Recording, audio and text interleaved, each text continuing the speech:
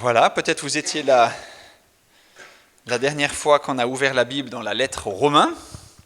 C'était au chapitre 10. On avait parlé d'une fausse piste et d'une bonne piste à suivre.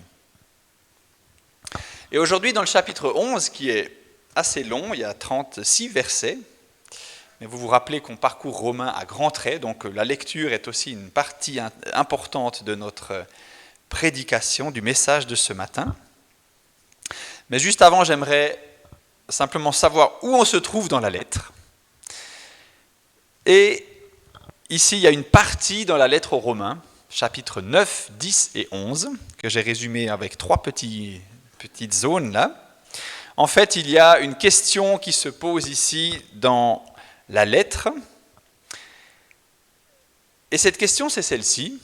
Tous les humains sont égaux dans leurs besoins de salut, c'est ce que les 8 premiers chapitres essayent de dire, qu'on soit juif ou pas juif, qu'on soit grand ou petit, qu'on soit bon dans la vie ou pas, qu'on soit zélé pour Dieu ou bien... On a tous besoin d'être sauvés parce qu'on est tous égaux devant le péché et dans notre besoin de salut. Eh bien, les gens se sont demandé, et Israël alors ? Et Israël alors ? Et Paul va répondre en 3 temps, pour schématiser, il y a 3 chapitres. Romains chapitre 9, c'est le choix de Dieu de sauver qui il veut. Ce n'est pas parce qu'on s'appelle Israël ou autrement que Dieu nous doit quelque chose. Dieu choisit qui il veut. Ça, c'est le point de vue du Seigneur. En Romains 10, c'est ce qu'on avait vu la semaine dernière, ce n'est pas que la responsabilité du choix de Dieu, mais c'est aussi les Israélites eux-mêmes qui ont suivi la fausse piste pour un grand nombre d'entre eux. Et aujourd'hui, 3e élément de réponse, malgré tout, il y a encore de vraies promesses pour Israël. Et en fait, c'est une tension qui apparaît entre plusieurs versets, j'en ai mis ici 2, un du chapitre 9 et un du chapitre 10. Les Israélites, chapitre 9, verset 4, à qui appartiennent l'adoption, la gloire, les alliances, la loi, le culte, les promesses et les patriarches. Tout ça, ça appartient à ce peuple nommé Israël. Et le chapitre 10 se terminait avec cette note très négative. J'ai tendu mes mains tout le jour vers un peuple désobéissant et rebelle. Alors c'est une tension entre des promesses faites à un peuple, et Dieu en a fait beaucoup pour ce peuple nommé Israël, et d'autre part, un peuple désobéissant et rebelle. Que va faire Dieu ? Israël est rebelle, n'a pas repéré le Christ, il déplaît à Dieu, et d'un autre côté, Israël est bénéficiaire de promesses. Alors cette question concerne le peuple juif, et ce débat peut peut-être nous paraître assez éloigné à nous, chrétiens du Jura bernois ou du Jura. Mais je pense que c'est quand même important pour nous de connaître le sens de ce texte. Même si le peuple juif est peut-être assez éloigné de nous, on est peut-être pas beaucoup confronté, dans d'autres parties du monde on l'est un peu plus. Mais je crois que c'est important pour nous de comprendre ce texte pour 3 raisons. J'aimerais vous donner 3 raisons pour lesquelles vous devez encore vous rester éveillé pendant encore 20 minutes. Première raison pourquoi ce texte est important, parce que comme du temps de Paul, on peut nous aussi douter des promesses de Dieu. Et on peut transposer à, est-ce que Dieu pense encore à moi, à ses enfants, à son Église ? Ou est-ce que, avec cette tension, parce que nous aussi on est désobéissants et rebelles, est-ce que ces promesses vont disparaître ou s'effilocher ? Deuxième raison, comme au temps de Paul, nous les chrétiens, on peut tirer gloire d'une certaine position qu'on aurait en Christ. Et on va voir que ce chapitre en parle. Certains se glorifiaient aux dépens des Juifs parce que nous, on a compris. Nous, on est les bons élèves. Nous, on a notre place auprès du Seigneur. Et peut-être qu'on est aussi tenté de se glorifier. Et troisième raison, comme au temps de Paul, on peut en arriver parfois à rejeter ou détester le peuple juif. Penser que les chrétiens l'ont définitivement remplacé, que ce sont ceux qui ont opprimé le Christ, qui l'ont tué, et que Dieu les a ainsi maudits pour toujours. Et dans l'histoire chrétienne, eh bien, c'est une pensée qui a été quand même assez régulièrement présente. Par exemple, une prédication de Jean Chrysostome, on le cite parfois, un des pères de l'Église au IVe siècle, dans son sermon numéro 6, eh bien, il dit des choses comme ça. Dieu déteste le peuple juif, il l'a rejeté pour toujours, parce qu'il a crucifié le Seigneur. Et c'est pour cette raison que moi aussi je déteste le peuple juif, dit Jean Chrysostome. Et vous devriez aussi faire pareil. Alors peut-être, y a-t-il un retour d'un certain antisémitisme, comme on dit, c'est quand on est opposé au peuple juif, parmi les chrétiens, peut-être aujourd'hui, dans certaines parties du monde ou dans certaines pensées. Et peut-être que ces lignes nous rappelleront aussi à l'ordre. Donc, premièrement, ça nous concerne parce qu'on peut douter des promesses de Dieu. Deuxièmement, ça nous concerne parce qu'on peut tirer gloire d'une position qu'on aurait auprès de Christ. Et troisièmement, ça nous concerne parce que peut-être on a besoin de se rappeler la place du peuple d'Israël dans le plan de Dieu. Donc c'est finalement cette question que j'aimerais nous reposer ce matin. Dieu tient-il vraiment ses promesses ? Quelle est votre réponse ? Ah oui, on dit Amen, bien sûr, Dieu tient ses promesses et on le croit. Et on va le lire dans les 10 premiers versets. Alors, pour schématiser le chapitre 11, qu'on va lire bientôt, 3 parties, 3 raisons pour lesquelles Dieu n'a pas oublié sa promesse. J'ai divisé ce chapitre en 3 parties. Première raison, car il y a de nombreux croyants juifs. Deuxièmement, car il y a un avenir en Christ pour lui, pour ce peuple. Et troisièmement, on va finir avec des versets magnifiques, car Dieu est fidèle et sage. Ça joue ? On ouvre les Bibles au Romains chapitre 11, versets 1 à 10. Le texte est à l'écran, mais c'est la même traduction que la Bible du semeur qui est dans vos bancs. Donc si vous souhaitez suivre avec, eh bien c'est possible. Romains chapitre 11, versets 1 à 10. Que nous dit la parole de Dieu ? Et puis j'ai mis une petite jauge, vous voyez à droite là, c'est le texte qui avance, comme ça vous savez ce qui reste. Je demande donc, Dieu aurait-il rejeté son peuple ? On a parlé de cette question-là. Et c'est ça dont il est question. Assurément pas, nous dit l'apôtre Paul. En effet, ne suis-je pas moi-même israélite, descendant d'Abraham, de la tribu de Benjamin ? Non, Dieu n'a pas rejeté son peuple qu'il s'est choisi d'avance. Rappelez-vous ce que dit l'Écriture dans le passage rapportant l'histoire d'Élie, dans lequel celui-ci se plaint à Dieu au sujet d'Israël. Citation d'un épisode dans 1 Roi 19. « Seigneur, ils ont tué tes prophètes, ils ont démoli tes autels, et moi je suis resté tout seul. Et voilà qu'ils en veulent à ma vie. » Eh bien, quelle a été la réponse de Dieu ? « J'ai gardé en réserve pour moi 7000 hommes qui ne se sont pas prosternés devant le Dieu Baal. » Il en est de même dans le temps présent, il subsiste un reste que Dieu a librement choisi dans sa grâce. Versets 6 à 10. « Or, puisque c'est par grâce, cela ne peut pas venir des œuvres, ou alors la grâce n'est plus la grâce. » Que s'est-il donc passé ?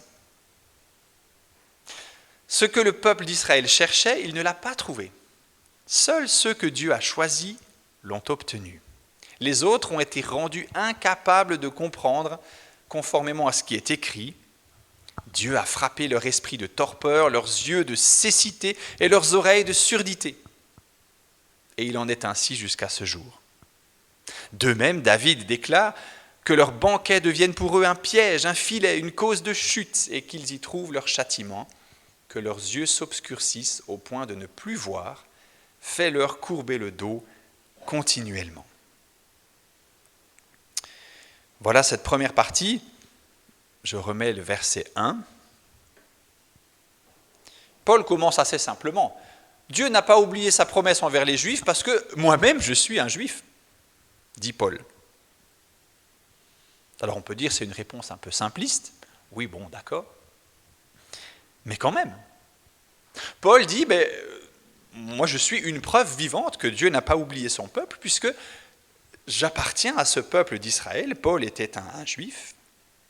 De la tribu de Benjamin, il dit même, une des tribus un peu prestigieuses de ce peuple. Donc il y a bien des Juifs que Dieu n'a pas oubliés. C'est ce que dit Paul.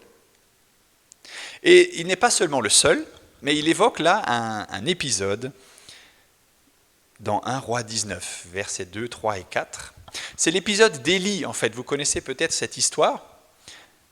Élie vient de remporter une grande victoire contre la majorité du peuple qui adorait des faux dieux.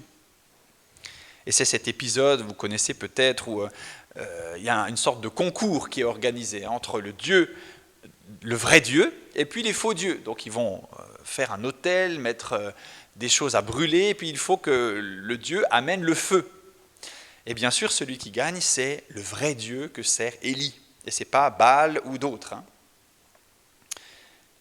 Et après cette victoire, eh bien Élie, au lieu d'être le héros du peuple, « Ah, bravo Élie, tu as défendu la cause de notre Seigneur », en fait, c'est tout le contraire qui se produit.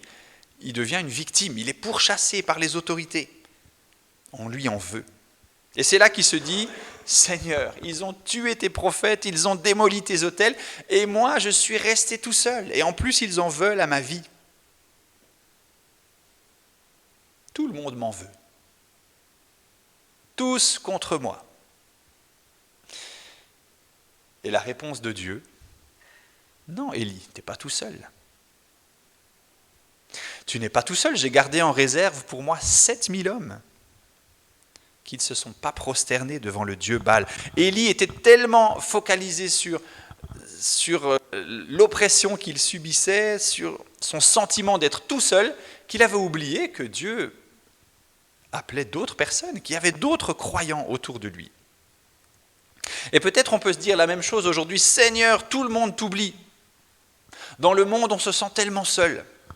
Sur ma place de travail, je me sens tellement minorisé, je me sens tellement exclu parce que j'ai foi en toi. Il y a de l'idolâtrie aujourd'hui.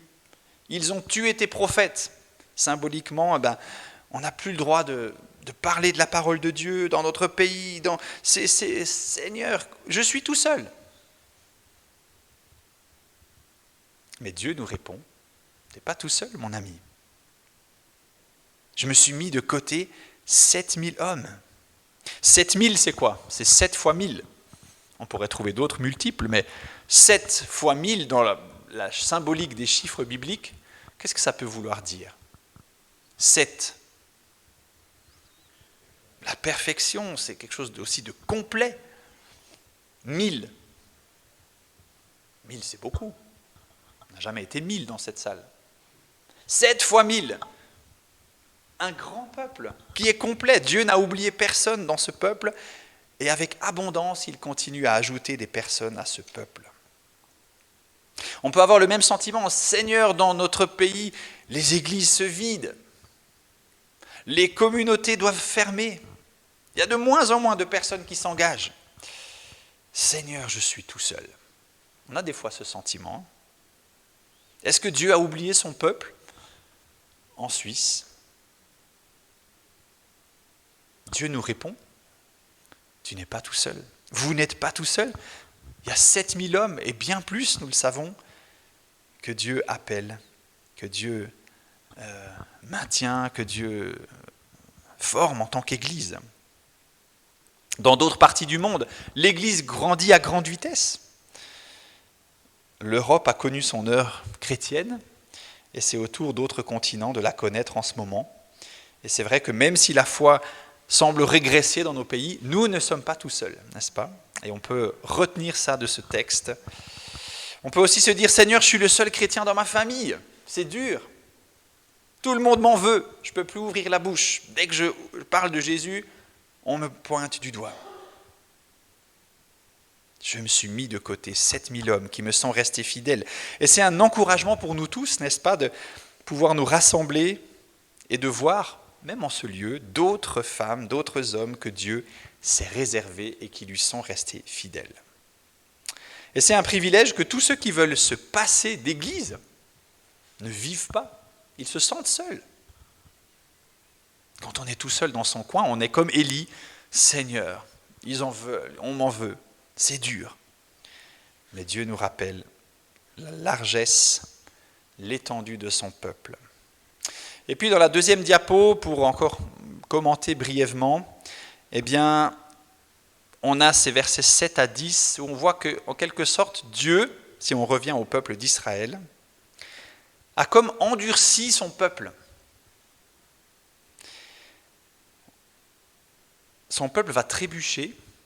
Et c'est la volonté de Dieu. Dieu a frappé l'œil. Il y a des citations là qui sont de l'Ancien Testament. On va laisser ça de côté. On l'a déjà un peu commenté la semaine dernière. Mais on fait surtout confiance au Seigneur qui guide les peuples. Mais en tout cas, si Israël s'est endurci, c'est aussi parce que ça fait partie quelque part du plan de Dieu. Mais la bonne nouvelle, ça c'est le verset suivant, c'est que Israël s'est endurci, mais cet endurcissement-là, il a porté des fruits. Il a porté des fruits, et il y a deux mots, on va lire ça dans un instant, comme ça on va voir les mots. Donc on arrive à notre deuxième partie, deuxième réponse, Dieu n'a pas oublié le peuple de la promesse, car il y a un avenir en Christ pour lui. Et on va lire les versets 11 à 27, on ne va pas les lire tous à la suite, mais par petits bouts. Versets 11 à 15. Le verset 11, avant que je le lise, vous voyez, j'ai mis en gras deux mots qui sont différents. Il y a l'idée de trébucher. Je ne vais pas vous faire une démonstration devant, de peur de tomber par terre. Ou tomber définitivement. Ce n'est pas la même chose. Celui qui tombe définitivement ne se relève plus. Celui qui trébuche, a l'occasion de se relever. Parfois, on a besoin d'aide pour se relever. On n'a pas toujours les forces pour se relever soi-même, mais on ne tombe jamais définitivement. Et si Israël s'est endurci, c'est qu'il a trébuché, mais pour un jour se relever. Et c'est ce que ce texte va nous apprendre.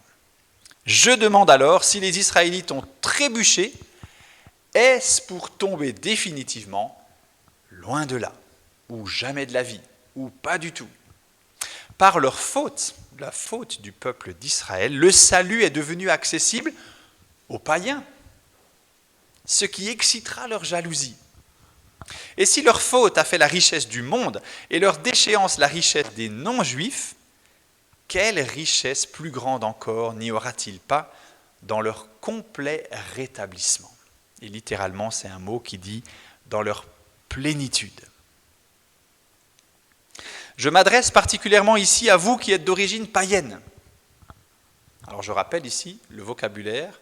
Païen, pour nous, un païen, c'est quoi? C'est quelqu'un qui vit loin de Dieu. Mais dans le vocabulaire un peu technique ici, le païen, c'est celui qui n'est pas juif. Il y a les juifs et les païens. Parfois, dans les traductions, on a les juifs et les grecs. Mais c'est un peu la même idée. Il y a le peuple juif et il y a les autres. Et les autres, c'est appelé les païens ici. Et verset 13, Paul s'adresse à eux. Donc si on n'est pas juif ce matin, Paul s'adresse à nous. Écoutons ce qu'il dit. « Dans la mesure même où je suis l'apôtre des non-juifs, je me fais une idée d'autant plus haute de mon ministère que je parviendrai peut-être en l'exerçant à rendre jaloux ceux de mon peuple et à en conduire quelques-uns au salut. Car si leur mise à l'écart a entraîné la réconciliation du monde, quel sera l'effet de leur réintégration?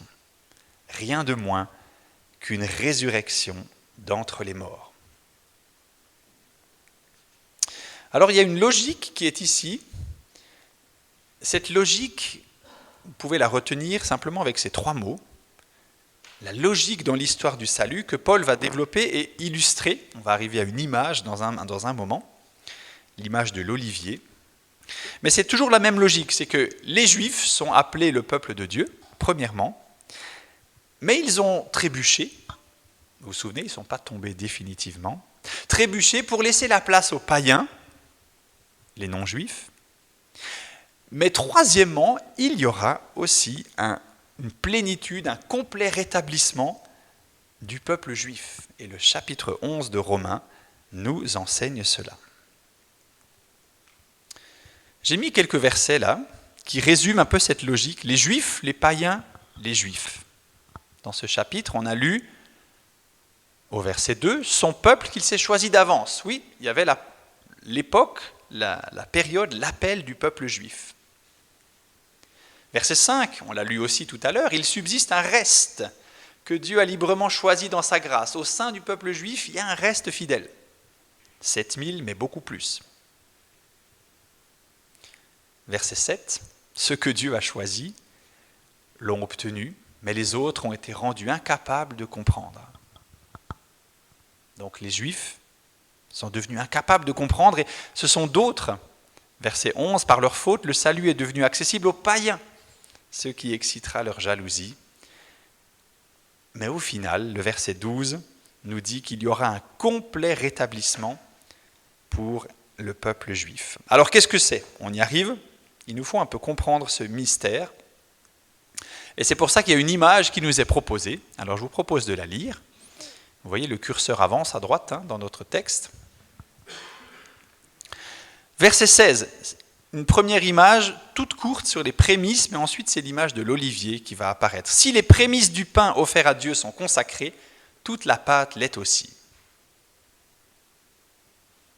Ces prémices, c'est un petit peu comme les racines dans l'image suivante, c'est-à-dire qui représentent le fondement du peuple juif, on va y venir. Si la racine est consacrée, les branches le sont aussi. Ainsi en est-il d'Israël, quelques branches ont été coupées. Essayez de visualiser. Après, il y aura une image pour nous aider à comprendre. Mais essayez déjà dans vos têtes de visualiser cette image.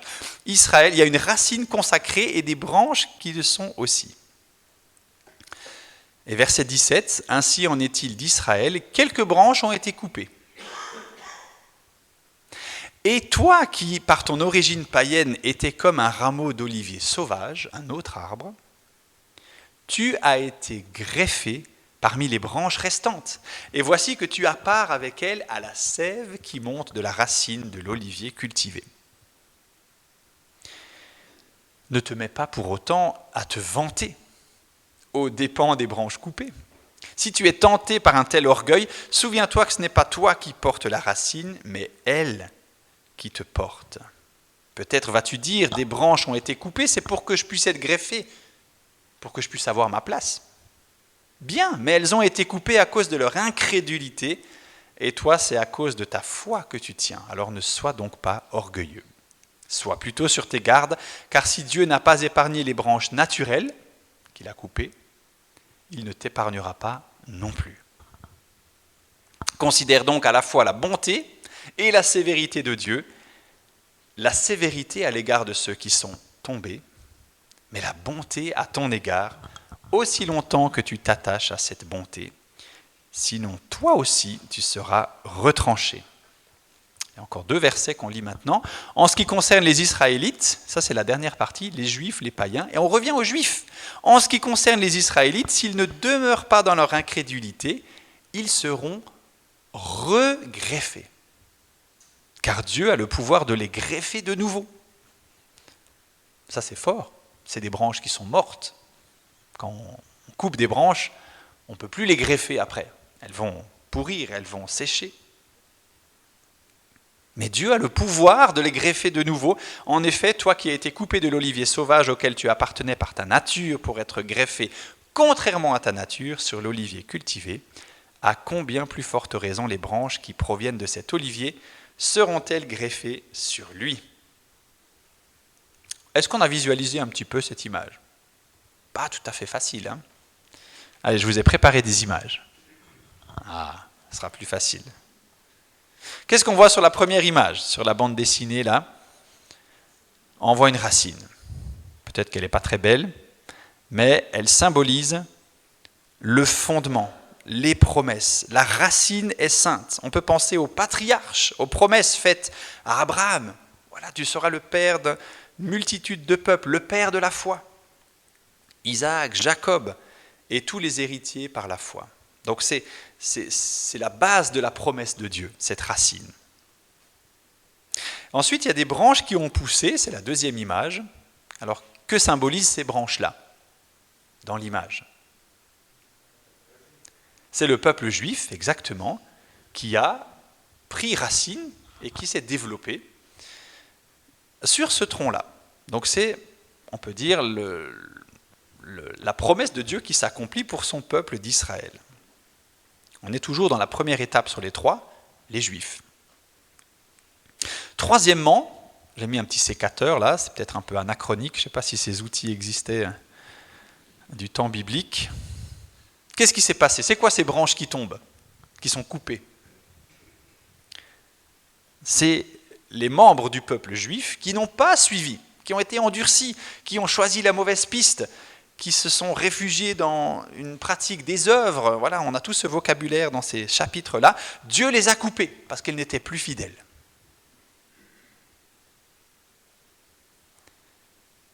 Et tout à coup, ça libère un peu de la place. Et sur la quatrième image, j'ai mis une couleur un peu différente, mais c'est pas très différent, c'est un peu bleu, pour dire que ça vient d'un autre arbre. Vous voyez, Dieu a greffé des branches d'un autre arbre, qui est différent, mais sur le même arbre, c'est l'image de la greffe.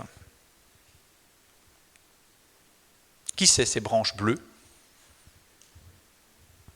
C'est toutes les autres nations qui sont appelées au salut. Au début de l'Église, les gens évangélisaient seulement les Juifs. La première Église, c'était que des Juifs, c'était à Jérusalem, ça s'arrêtait là. C'était évident pour les gens que ça se passait dans le peuple juif, mais les disciples ont commencé à comprendre petit à petit, ah non, le salut, c'est beaucoup plus large que ça. Et ils se sont mis à annoncer l'Évangile à d'autres peuples. À Antioche, il y a eu la première Église qui était composée de non-juifs. Et c'était révolutionnaire pour l'époque. Paul lui-même a eu la même stratégie. L'apôtre Paul, dans les villes où il arrivait, il annonçait la parole aux Juifs, puis souvent il se faisait rejeter. Et pour lui, ça voulait dire, mais il y a la place pour les païens. Je vais aller l'annoncer aux non-Juifs. Et voilà ces branches greffées sur le même tronc. Ça veut dire quoi? Il y a un verset qui le dit dans ce qu'on a lu. Ça veut dire que les chrétiens d'origine non juive, peut-être la plupart d'entre nous, on a accès aux mêmes promesses, puisque c'est le même tronc. On a accès à la même sève qui coule. Nous sommes au bénéfice des mêmes promesses. Mais il y a encore deux images. À la fin, la cinquième image, qu'est-ce qu'elle fait, cette image? C'est un avertissement qui apparaît là, au milieu du texte. Il y a de nouveau le sécateur qui arrive. Et qu'est-ce qu'il coupe là? Il coupe des branches de l'autre arbre. C'est l'avertissement. Pardon? Il coupe les branches qui ont été greffées, mais qui à l'origine proviennent d'un autre arbre, c'est-à-dire les autres nations. Parce que si elles tirent gloire de leur position, si j'étais une branche bleue, je pourrais dire « Ah, mais regarde, eux ils sont tombés, mais moi je suis là ». Dieu dit « Prends garde ». Parce que si eux ils sont tombés, c'est parce qu'ils n'ont pas cru. Si toi tu es là, c'est parce que tu as cru. Mais tu peux tomber comme eux dans le piège de l'incrédulité. Et alors, Dieu peut retrancher aussi ces branches qu'il a greffées. Ce n'est pas parce qu'il les a greffées qu'elles sont là, elles ont une place plus importante que les autres. Donc, avertissement. Mais, il y a la sixième image. Et cette sixième image, on l'a lu plusieurs fois, Dieu a le pouvoir de regreffer, vous voyez ces branches un peu jaunies qui sont par terre, tout à coup elles redeviennent vertes. On n'y comprend rien quand on fait de la greffe ou de la botanique ici. Mais Dieu a le pouvoir d'intégrer à nouveau son peuple. Comment ça se passe? Quel est ce mystère de cette espérance pour le peuple juif? On a 3 versets qui en parlent. Ils sont à l'écran ici, 25, 26 et 27. Frères et sœurs, je ne veux pas que vous restiez dans l'ignorance de ce mystère, pour que vous ne croyiez pas détenir en vous-même une sagesse supérieure. L'endurcissement d'une partie d'Israël durera jusqu'à ce que l'ensemble des non-juifs soient entrés dans le peuple de Dieu. Et ainsi, tout Israël sera sauvé. C'est là ce que dit l'Écriture. De Sion viendra le libérateur, il éloignera de Jacob toute désobéissance, et voici en quoi consistera mon alliance avec eux, c'est que j'enlèverai leurs péchés. Bon, Paul, il dit que c'est un mystère quand même. Beaucoup ont essayé de comprendre, et on peut comprendre plusieurs choses avec ces versets, mais il y a des choses qu'on ne comprend pas. On ne sait pas tellement quand tout ça se passe. Mais ça nous parle d'un moment où tous les païens, tous les non-juifs, seront entrés dans le peuple de Dieu. Ça ne veut pas dire qu'ils trouveront ensuite une porte fermée, ces païens, comme l'histoire de Noé. Tout à coup, Dieu a fermé la porte et il n'y a plus de possibilité d'entrer. Je ne pense pas que c'est ce que le texte dise. Mais il y a un moment où Dieu aura fait le plein des païens. C'est difficile à s'imaginer à sa place. Mais ce retour sera, on l'a lu tout à l'heure, comme une résurrection des morts. C'est peut-être le moment proche de cette résurrection finale, mais en fait on ne sait pas quand ça se passe. On ne sait pas non plus combien, de quelle proportion là on parle quand on dit tout Israël sera sauvé. Est-ce que c'est 100%? Est-ce que, je ne sais pas, 93% on a du mal à comprendre. Mais en tout cas, ce qu'il faut comprendre, c'est que c'est vraiment un retour significatif du peuple juif à Dieu. Ce n'est pas simplement un reste, comme on a dit tout à l'heure, sinon il n'y aurait pas vraiment une promesse là qui dirait « tout Israël sera sauvé ». Il est question ici d'un peuple massivement qui se tourne vers Dieu et qui revient et que Dieu peut regreffer sur l'arbre de la promesse. Donc on ne sait pas tellement quand, on ne sait pas tellement combien, on ne sait pas tellement non plus comment. Mais par contre, ce qu'on peut dire, c'est qu'Israël sera sauvé au travers du Christ. Israël ne sera pas sauvé parce que simplement c'est Israël, mais ça passe par le libérateur. Et il y a la citation ici du verset 26, « De Sion viendra le libérateur ». C'est qui le libérateur? C'est le Christ. Il éloignera de Jacob, c'est-à-dire le peuple d'Israël, toute désobéissance. Et il est question ici de pardonner les péchés, n'est-ce pas? Jésus a payé aussi pour le peuple d'Israël qui un jour placera sa confiance dans le Messie que pour l'instant ils ignorent grandement. Dieu a la puissance de faire ça. Le verset 23 nous dit « Dieu est assez puissant pour les greffer de nouveau ». C'est quand même fou, un peuple en entier qui va se tourner vers le Christ. Mais Dieu, c'est ainsi qu'il va tenir sa promesse envers Israël. Donc non, Dieu n'a pas oublié le peuple de sa promesse, car il y a un avenir pour lui. Et ça nous renvoie à Romains 1, verset 16. Paul avait commencé sa lettre par ces mots, « Je n'ai pas honte de l'évangile ». C'est la puissance de Dieu, c'est une puissance pour le salut de tous ceux qui croient, du juif d'abord et aussi du païen. Donc Dieu, par son évangile, la bonne nouvelle qui concerne Jésus-Christ, peut ramener son peuple à lui. Voilà quelques explications qui nous ramènent à cette promesse de Dieu pour son peuple. On a bientôt fini, on va simplement lire les derniers versets pour remarquer que Dieu est sage et fidèle. C'est les versets 28 à 32, puis ensuite 33 à 36. Si l'on se place du point de vue de l'évangile, en fait, Paul va redire un peu la même chose là. Juif, païen, juif. L'image de l'olivier, la greffe. Et il va le dire un peu avec d'autres mots ici. Si on se place du point de vue de l'évangile, ils, c'est-à-dire les juifs, sont devenus ennemis de Dieu pour que vous, Paul s'adresse aux païens, vous en bénéficiez. Mais du point de vue du libre choix de Dieu, ils restent ses bien-aimés à cause de leurs ancêtres. Car les dons de la grâce et l'appel de Dieu sont irrévocables. Dieu ne peut pas revenir dessus. Vous-même, en effet, les païens, Vous avez désobéi à Dieu autrefois et maintenant Dieu vous a fait grâce en se servant de leur désobéissance, celle des Juifs. Donc il faut toujours suivre un peu de qui il parle. De la même façon, si leur désobéissance actuelle des Juifs a pour conséquence votre pardon, les païens, c'est pour que Dieu leur pardonne aux Juifs, à eux aussi. C'est compliqué, hein ? Car Dieu a emprisonné tous les hommes dans la désobéissance afin de faire grâce à tous.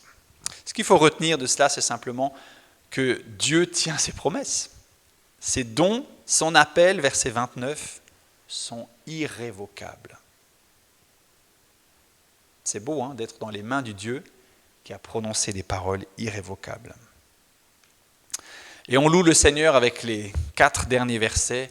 Combien grandes sont les richesses de Dieu, combien profonde sa sagesse et sa science. Nul ne peut sonder ses jugements, nul ne peut découvrir ses plans. Car qui a connu la pensée du Seigneur ? Qui a été son conseiller ? Qui lui a fait des dons pour devoir être payé de retour ? En effet, tout vient de lui, tout subsiste par lui et pour lui. À lui soit la gloire à jamais. Amen. Quelle belle parole qui nous rappelle qu'en fait, ce n'est pas nous qui décidons ce qui se passe pour les peuples. Qui est allé un jour voir le Seigneur et lui dire que tu devrais faire comme ça ? J'ai une bonne idée là, tu pourrais faire ça. Verset 34-35 nous dit le contraire. Qui connaît cette pensée ? Il est tellement au-delà de ce que nous imaginons. Que nous dit ce texte ? Je vous propose de retenir ces 4 points. Ne nous glorifions pas nous-mêmes de notre salut, les amis. Tout ce que nous avons, ça nous vient par grâce et par la foi. Prions pour le salut du peuple juif. C'est ce que Paul fait et dit qu'il fait dans ces chapitres. Je prie pour ce peuple. Et c'est peut-être ce que je vous invite à faire dans un instant. Quelle attitude le peuple chrétien a-t-il eu envers le peuple d'Israël ? Ce n'est pas toujours très reluisant. Et il n'est pas question de politique ici. Vous avez vu, le texte ne parle pas du tout d'un gouvernement, d'un pays ou même d'une guerre. Il s'agit d'un appel à l'évangile de Christ pour le peuple juif et on peut prier pour cela. Troisièmement, faisons confiance à Dieu et à la puissance de son évangile. Et peut-être comme vous, des fois, je doute de la puissance de l'évangile de Dieu. Mais on en a parlé plusieurs fois. Dieu est assez puissant pour finalement greffer qui il veut sur l'arbre de la promesse. Quatrièmement, ce n'est pas parce que nous nous éloignons que Dieu renonce à ses promesses. Et ça, c'est une promesse pour nous tous. Quand on a l'impression de chuter, de ne pas y arriver, Dieu tient ses promesses. Alors je vous propose de prier ensemble. Peut-être certains auront envie de prier aussi après moi pour que nous puissions vivre de ces promesses. Merci notre Dieu, parce que ton évangile est puissant, il concerne ton Fils, né de la postérité de David, mais mort et ressuscité avec puissance. Et cet évangile, c'est la puissance de Dieu pour le salut de tous ceux qui croient, pour le juif, pour le non-juif, pour tous ceux que nous sommes ce matin. Merci Seigneur, parce que nos destinées sont dans ta main et que tes promesses, ton appel envers nous est irrévocable et tu ne reviens pas dessus. Combien nous sommes en sécurité, Seigneur, dans ces promesses. Et nous te prions aussi pour le peuple juif, pour ce peuple que tu as appelé il y a longtemps et que tu n'as pas oublié. Et ce texte nous parle de promesses, un jour, d'un retour. Et nous te prions, Seigneur, pour que tu puisses encore sauver et appeler et regreffer à nouveau, Seigneur, ce peuple. Amen.